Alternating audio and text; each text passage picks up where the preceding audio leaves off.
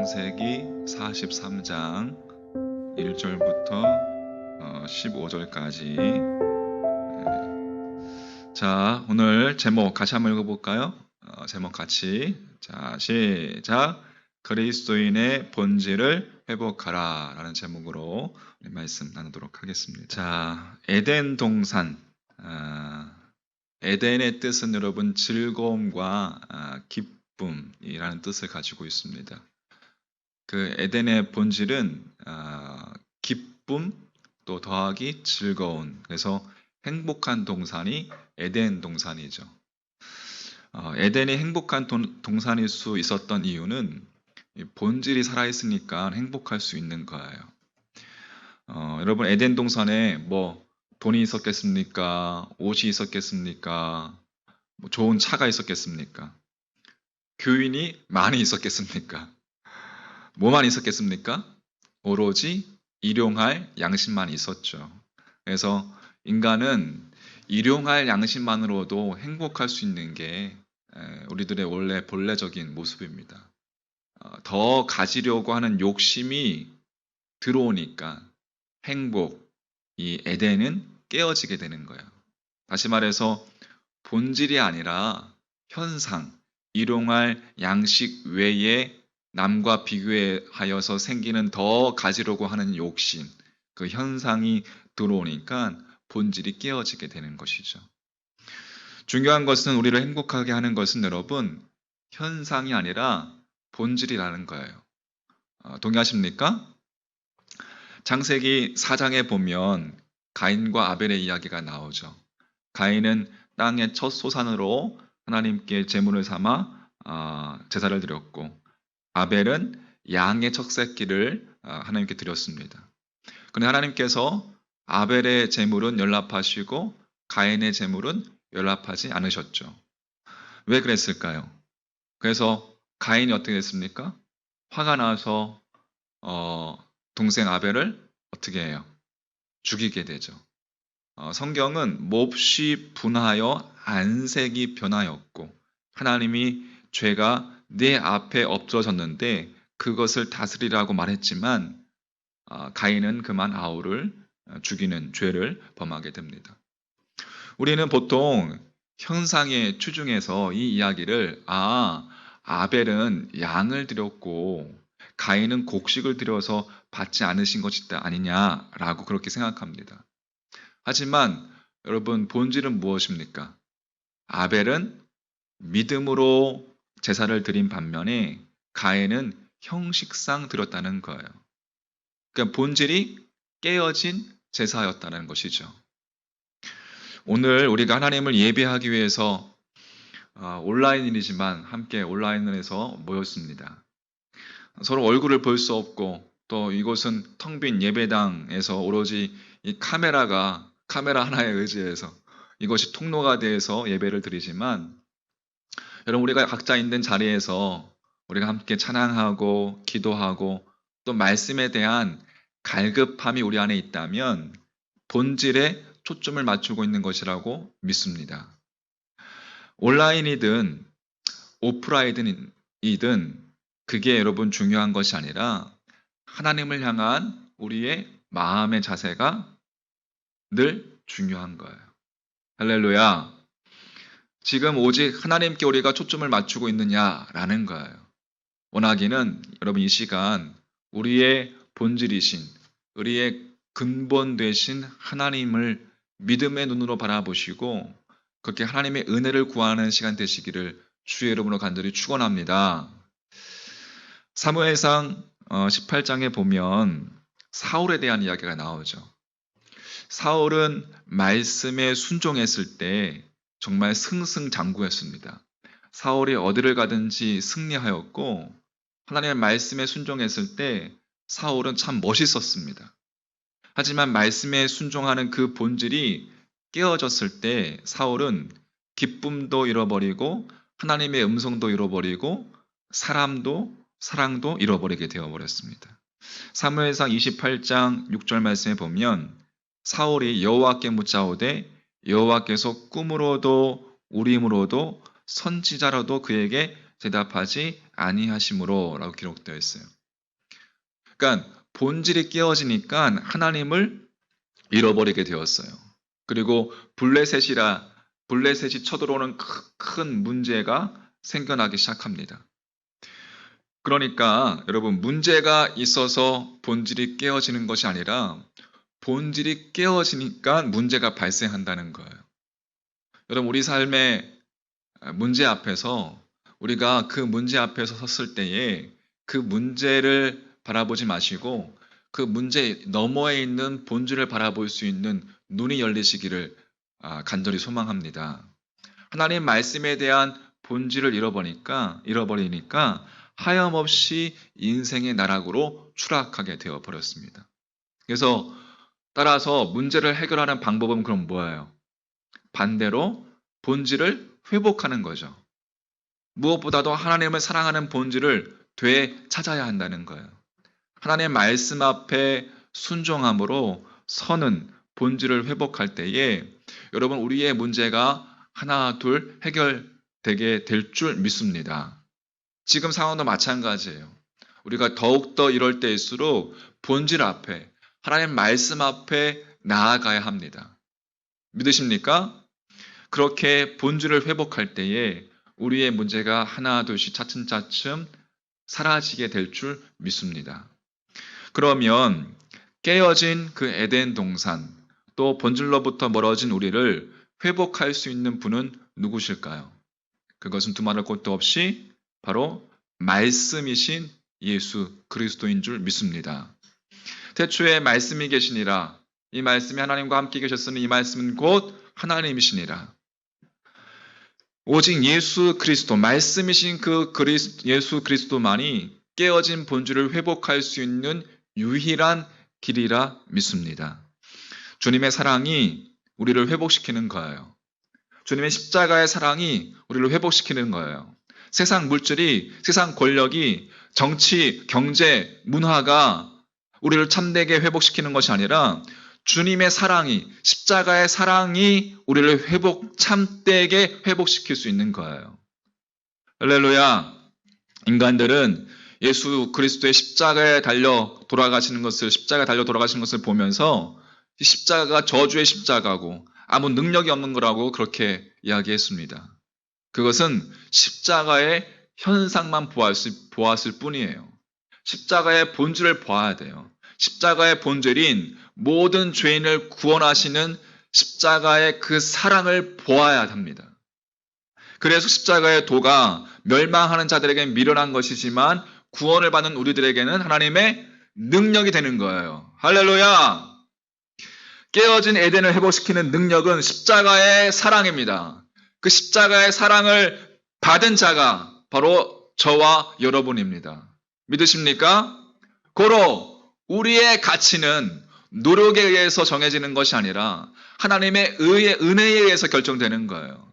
십자가의 가치만큼 그 사랑, 그 희생의 보혈의 능력의 피, 그 가치가 우리를 결정하는 거예요.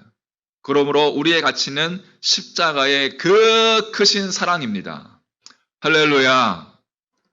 할렐루야. 오늘 본문 창세기에 보면 요셉이 애굽의 총리가 되었습니다. 어렸을 때에 애굽으로 노예로 팔려갔던 그 요셉이 하나님과 함께 동행함으로 말미암아 애굽의 2인자 총리가 되었을. 그런데 그렇게 총리가 되었을 때 그 고대 근동 지역에 큰 흉년이 일어서 요셉의 형들이 애굽으로 식량을 구하기 위해서 이제 찾아오는 사건이 오늘 기록되어 있습니다. 요셉이 형들을 만나고 형들을 시험해서 막내였던 베냐민을 데려오라고 합니다. 형들은 요셉이 그 옛날 그 요셉인지 모르죠, 지금. 집으로 돌아온 형들이 아버지 야곱에게 그 애굽 총리의 말을 그대로 전합니다. 아버지, 우리가 갔는데 그 애굽의 총리 대신이 이러해서 베냐민을 데리고 오라고 합니다. 이것에 야곱의 반응이 오늘 창세기에 기록되어 있는데 창세기 42장 38절 말씀.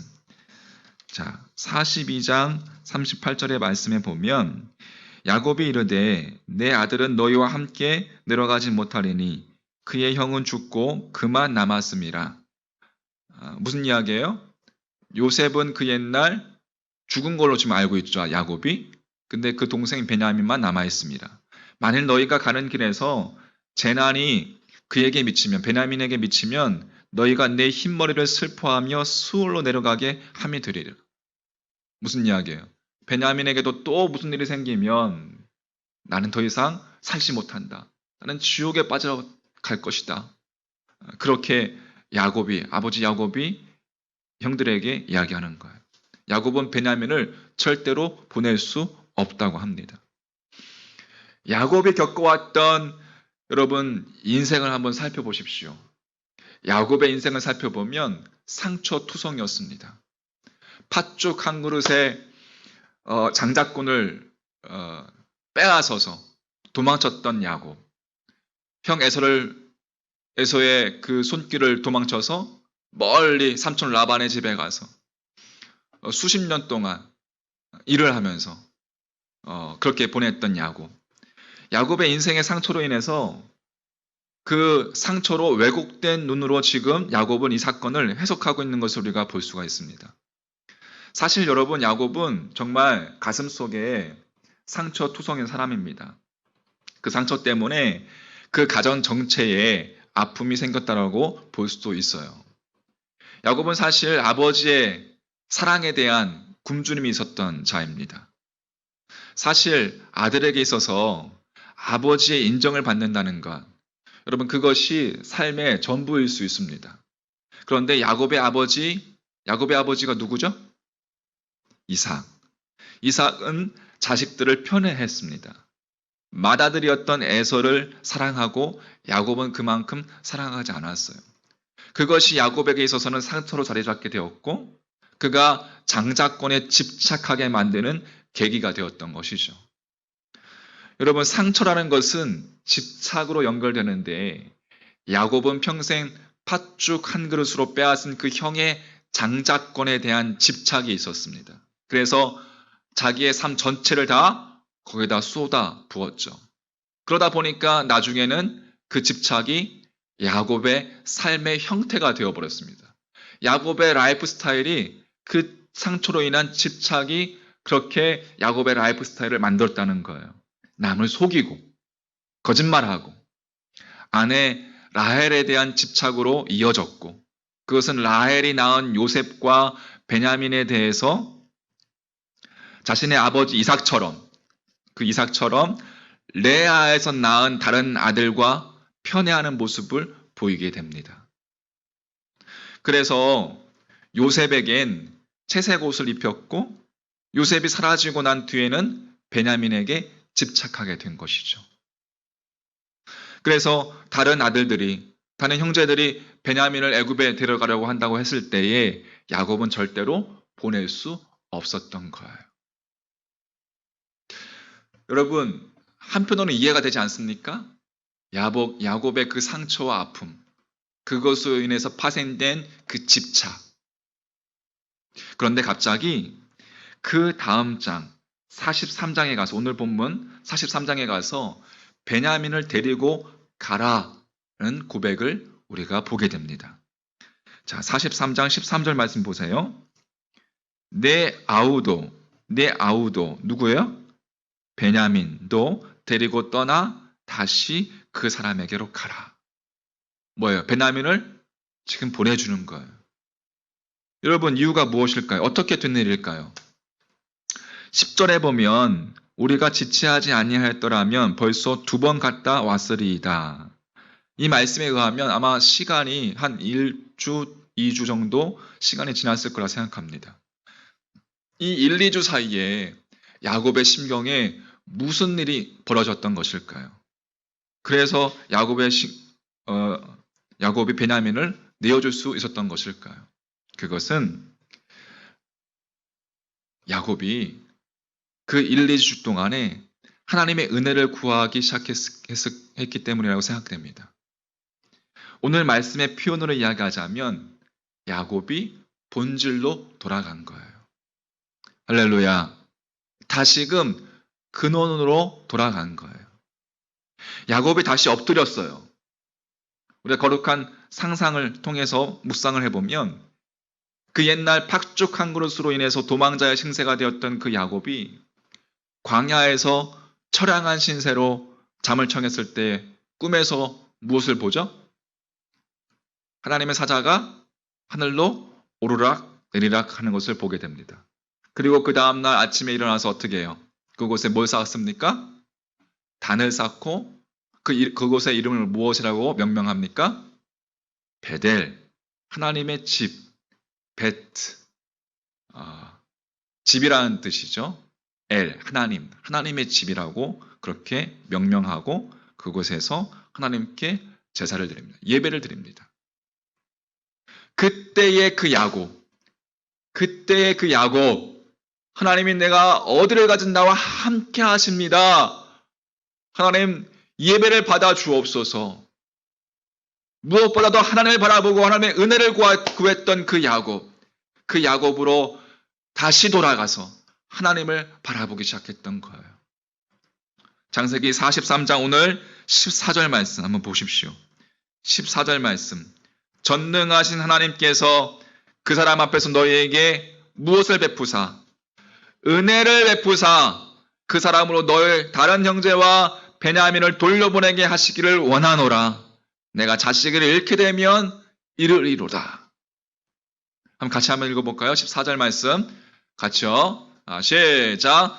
전능하신 하나님께서 그 사람 앞에서 너희에게 은혜를 베푸사 그 사람으로 너희 다른 형제와 베냐민을 돌려보내게 하시길 원하노라. 내가 자식을 잃게 되면 이르리로다. 전능하신 하나님께서 너희에게 은혜를 베푸사 야곱이 그동안 잊고 있었던 하나님의 은혜를 바라보기 시작했어요. 지금 여러 가지 여러분 흉년으로 인해서 바라볼 수 없었던 그 상황 속에서 그 문제를 바라보는 것이 아니라 그 문제 너머에 계신 하나님의 은혜를 구하기 시작한 거예요. 그러자 그 1, 2주 동안 하나님의 은혜를 구하자 집착이 사라지기 시작합니다. 베냐민을 데려갈 수 없다는 말만 하다가 잃게 되면 이르리로다 라고 고백하게 됩니다. 더 이상 베냐민에게 집착하지 않게 되는 것을 보게 됩니다. 하나님의 은혜를 구했을 때, 여러분 본질을 추구했을 때 그 은혜가 야곱 자신을 비추었어요. 그리고 자신 안에 있는 상처와 집착을 자각하고 내려놓는 변화가 생기기 시작한 거예요. 하나님의 은혜가 지켜줄 거야. 하나님의 은혜가 우리를 인도할 거야. 하나님의 은혜가 임할 거야. 라는 소망을 가지게 되었던 거예요. 할렐루야. 우리는 21일 동안 거룩의 연습을 새벽을 깨우며 함께 나누었습니다. 무엇입니까? 핵심은 하나님의 은혜를 구한 거예요. 하나님께로 돌아가자. 카도시, 우리가 구별되자. 하나님, 우리가 분별하여서 이 세상 속에서, 이 어려운 상황 속에서 하나님을 바라보자. 라는 것이 여러분 핵심이었습니다. 할렐루야. 여러분, 우리 안에 있는 죄악된 모습들, 또 우리 안에 있는 깨어진 상처와 아픔들을 자각하셨습니까? 여러분, 그렇게 나를 보십시오. 나를 바라보시고 내 안에 있는 상처와 아픔들을 하나님 앞에 내려놓는 변화를 이제 경험하시기를 주의 이름으로 간절히 축복합니다. 여러분, 회개라는 것이 뭐예요? 회개는 솔직히 내가 하나님의 자녀다라는 자각이 있을 때 비로소 시작이 되는 거예요. 내가 하나님의 형상으로 만들어진 존재라는 자각이 있을 때 지금 내 모습 속에 어울리지 않는 죄가 보이기 시작하는 것이고 그 죄가 미워지기 시작하는 거예요. 아, 하나님의 자녀로서 이렇게 살면 안 되는데, 그리고 하나님 죄를 버리겠습니다 라고 고백하며 회개가 시작되는 거예요. 어떻게 할 때? 하나님의 은혜를 구할 때. 할렐루야. 야고보 하나님의 은혜를 구했어요. 본질을 추구했어요. 그러면서 자신의 상처와 집착하고 있던 것들을 내려놓기 시작하면서 변화되기 시작했고 회복되기 시작했고 회개를 통해서 치유가 일어나기 시작했습니다. 여러분, 우리는 지금 자꾸 그리스도인으로서의 본질을 흔드는 많은 상황 가운데 노출되어 있습니다. 그렇게 살아가고 있습니다. 하나님을 바라보지 못하게 하는, 말씀을 가까이 하고 말씀에 자꾸 나를 노출시키고 말씀이 내 삶을 이끌어가야 하는데 그러하지 못하도록 세상은 자꾸 우리를 넘어뜨리려고 합니다. 그리스도인의 본질, 교회의 본질, 예수 그리스도의 십자가의 사랑을 믿고 예수 그리스도의 그 삶을 따라가는 자들의 모임인 이 교회. 교회의 본질이 뭡니까? 그 교회의 본질인 말씀을 배우고 말씀 안에서 서로 교제하고 말씀대로 나누고 섬기며 살도록 여러분이 자신을 훈련시키고 성장해야 되는데 지금 수많은 상황과 여건은 그리하지 못하도록 우리를 향해서 도전하고 있습니다. 여러분, 이 도전 앞에 여러분 어떻게 반응하시겠습니까? 그냥 무뎌진 우리의 믿음을 가지고 깜깜이처럼 그렇게 눈을 감고 계시겠습니까? 여러분, 어떻게 해야 합니까? 당연히 하나님의 은혜를 구해야 될 줄 믿습니다. 하나님의 은혜를 구한다는 것은 뭐예요, 그러면? 하나님의 은혜를 구한다는 것은 하나님을 바라보는 거예요. 하나님께 초점을 맞추는 거예요. 앞에서 이야기한 대로 표현하자면 본질을 추구하는 거예요. 본질을 회복하는 거예요. 근원으로 돌아가는 거예요. 에드폰테스. 우리 나눔실에 이게 뭡니까? 스크린에 새겨져 있는 말씀. 근원으로 돌아가라. 지금 여러분과 제가 해야 할 일입니다. 할렐루야. 결코 놓치지 마십시오. 잊지 마십시오. 붙잡으십시오. 할렐루야. 그러면 하나님의 은혜는 어떻게 구합니까? 두말할 것도 없이 예배를 통해 하나님의 은혜를 경험하게 되는 거예요. 그래서 예배가 중요한 거예요. 아버지께 참되게 예배하는 자들은 영과 진리로 예배할 때가 오나니 곧 이때라. 아버지께서는 자기에게 이렇게 예배하는 자들을 찾으시느니라. 지금도 예배자들을 찾고 계신 하나님. 우리가 성령과 진리로, 영과 진리로 예배드리는 그 자들을 찾고 계시는 하나님. 예배가 오프라인이든 온라인이든 상관없어요, 여러분. 처음 시작할 때 이야기했던 것처럼 우리가 하나님을 향한 갈망이 있다면, 하나님을 향한 마음이 있다면 그곳에 하나님이 임재하시기 때문에 그렇습니다.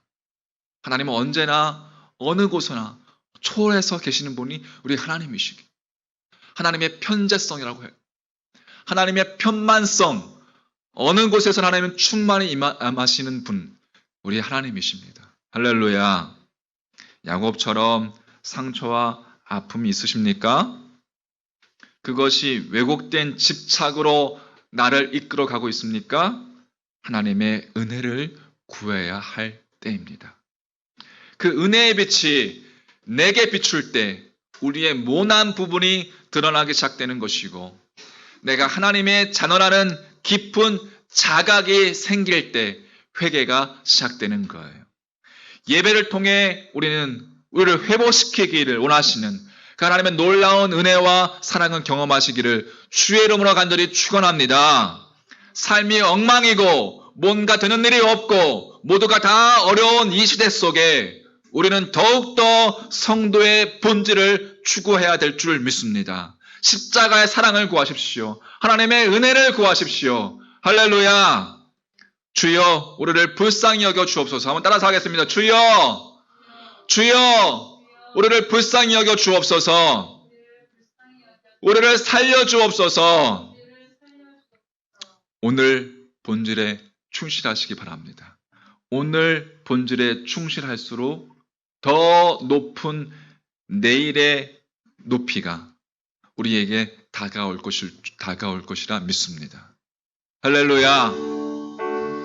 화려하지 않아도 정결하게 사는 삶, 가진 것이 적어도 감사하며 사는 삶, 내게 주신 작은 힘 나눠주며 사는 삶, 이것이 나의 삶의 행복이. 눈물 날 일 많지만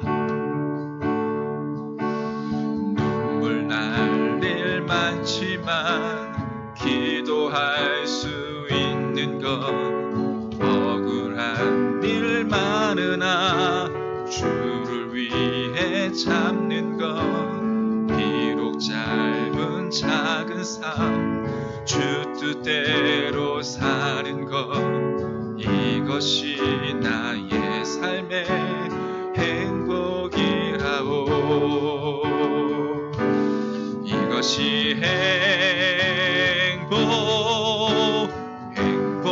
행복이라오. 세상은 알 수 없는 하나님 선물, 이것이